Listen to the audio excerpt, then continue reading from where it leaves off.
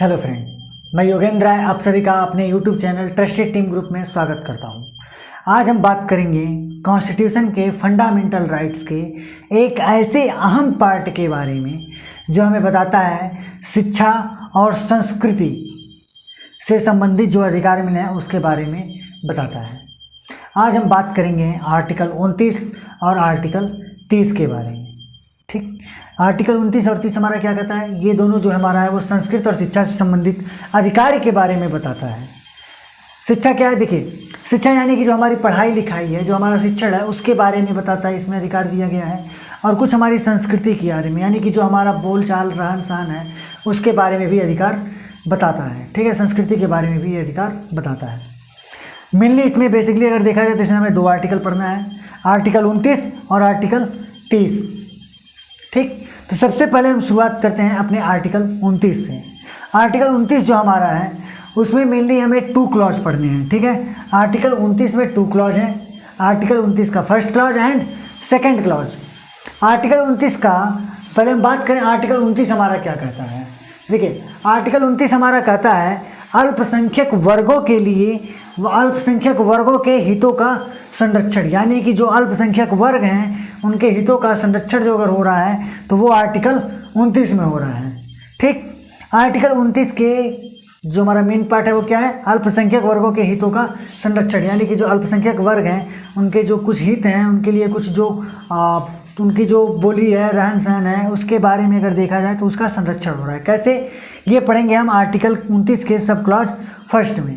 Article 29 का sub clause first कहता है कि भारत के किसी भी कोने में रहने वाले नागरिक को अधिकार है कि वह अपनी भाषा, लिपि, बोली और संस्कृति को सुरक्षित रख सकता है। ठीक, क्या है? भारत के किसी भी नागरिक, भारत के किसी भी कोने के रहने वाले नागरिक को अधिकार है कि वह अपनी भाषा, अपनी लिपि, अपनी बोली, अपनी संस्कृति को सुरक्षित रख सकता है। ऐसा अधिकार दिया गया। क्यों? देखिए, था क्या, पहले क्या था कि जो अल्पसंख्यक वर्ग के लोग थे, ठीक, अगर मान लीजिए कि कोई अल्पसंख्यक वर्ग का है और उसकी भाषा बहुत कम लोग जानते हैं और वो धीरे धीरे भाषा अगर मान लीजिए कि अगर उसे सुरक्षित ना रखें तो क्या होता था, भाषा पूरे देश में फैल सकती थी, या अल्पसंख्यक वर्ग जो था उसकी संस्कृति को कोई नुकसान पहुँच सकता था, लोग उसकी संस्कृति का मजाक उड़ा सकते थे। ठीक, इसलिए हमें आर्टिकल 29 के सब क्लॉज फर्स्ट में अधिकार दिया गया कि भारत के किसी भी कोने में रहने वाले व्यक्ति को, नागरिक को, ये क्या है, अधिकार है कि वह अपनी भाषा, अपनी लिपि, अपनी बोली, अपनी संस्कृति को सुरक्षित रख सकता है।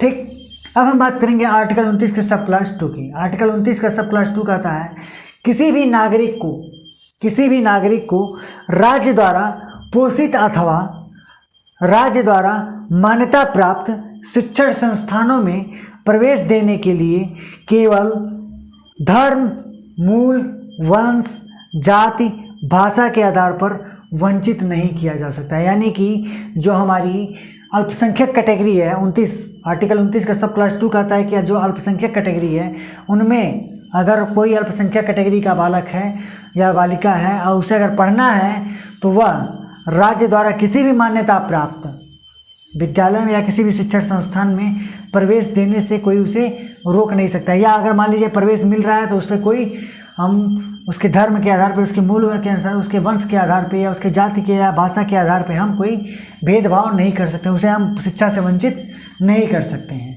ठीक, ये था हमारा आर्टिकल 29। अब हम देखेंगे आर्टिकल 30। देखिए, आर्टिकल 30 हमारा क्या कहता है? आर्टिकल 30 कहता है शिक्षण संस्थानों की स्थापना, यानी कि जो शिक्षण संस्थान थे उनकी स्थापना होती है। कैसे होती है शिक्षण संस्थान की स्थापना, उसके बारे में पढ़ना है। आर्टिकल 30 के भी 2 सब क्लॉज हैं। आर्टिकल 30 का पहला सब क्लॉज कहता है भाषा या धर्म पर आधारित सभी अल्पसंख्यक वर्गों का अपनी रुचि के शिक्षण संस्थानों की स्थापना और प्रशासन का अधिकार होगा। यानी कि कोई अल्पसंख्यक कैटेगरी का अगर व्यक्ति है तो वह अपने धर्म के आधार पर वह क्या कर सकता है, अपनी रुचि के आधार पर कोई शिक्षण संस्थान की स्थापना कर सकता है और उस पर प्रशासन जो होगा वो खुद कर सकता है। ठीक, प्रशासन का अधिकार होगा। लेकिन देखिए, वो सब कुछ कर सकता है, अपनी तरह से वो पढ़ा सकता है, उसे जिस घंटे में जो सब्जेक्ट पढ़ाना है वो पढ़ा सकता है। लेकिन यहाँ पे एक चीज़ ध्यान रखिएगा कि जो उसे पढ़ाना है वह पाठ्यक्रम उस राज्य में जो राज्य सरकार जो संचालित करेगी वही पाठ्यक्रम पढ़ाना है। ये नहीं कि पाठ्यक्रम आप अपने मन से बनाएंगे, नहीं, जो राज्य सरकार वहाँ की बनाएगी पाठ्यक्रम, उस पाठ्यक्रम को आपको पढ़ाना है। ठीक। अब आर्टिकल 30 का सब क्लास 2 क्या कहता है कि राज्य किसी शिक्षण संस्था को सहायता देने में इस आधार पर भेदभाव नहीं कर सकती कि वह संस्था अल्पसंख्यक द्वारा स्थापित है। देखिए अब यहाँ पे एक सबसे अच्छी चीज़ बता दी गई कि जो राज्य सरकार है या हमारी केंद्र सरकार है वह कोई भेदभाव नहीं कर सकती है। जैसे मान लीजिए 2 तरह के कॉलेज हैं, ठीक, एक है अल्पसंख्यक का और दूसरा जो है वो जनरल कैटेगरी का है, या कोई नॉर्मल है, जनरल कोई कॉलेज है।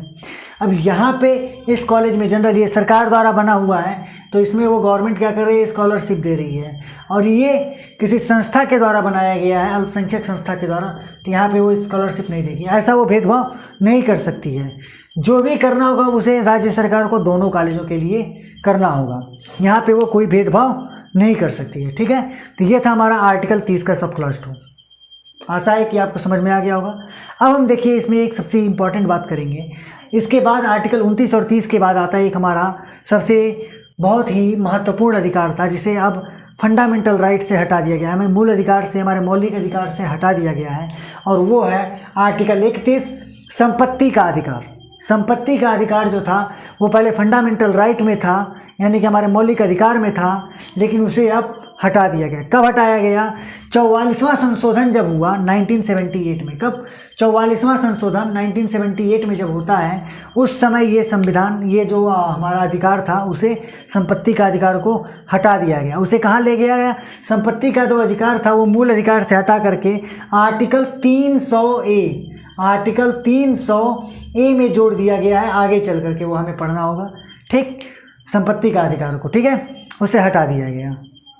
ठीक, तो आई होप आपको ये समझ में आया होगा। इसके बाद हम पढ़ेंगे एक बहुत ही सबसे इम्पॉर्टेंट जो टॉपिक हम कह सकते हैं, वो सबसे इम्पॉर्टेंट टॉपिक है हमारे फंडामेंटल राइट्स का, हमारे मौलिक अधिकार का, हमारे निजी जीवन का।